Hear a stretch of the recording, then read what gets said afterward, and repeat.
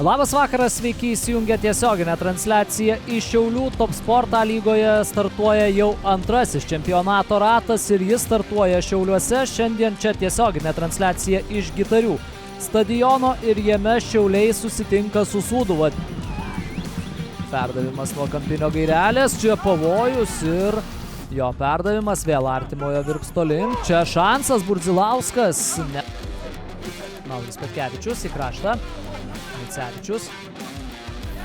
Kairė koja, siunčia kamuolį į baudos aikštelę.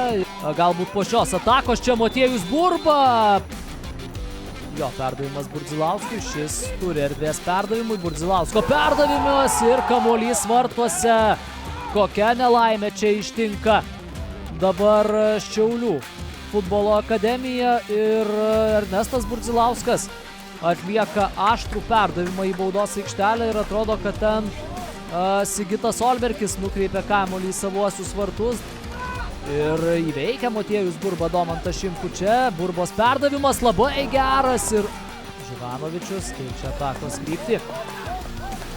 Taip, kartu su Dovydaičiu ir Augustinas Klimavičius jau klausosi čia po nurodymų. Čia nuošalės atrodo nėra. Motiejus Burba, jo galimybė ir Lukas Paukštė vėl gelbėja komandą. Ojojoj, kaip čia gražiai buvo išvestas Motiejus Burba. Rungtynių arbitro asistento vėliavėlį vaidins varžovus, ateina pagalba ten iškart.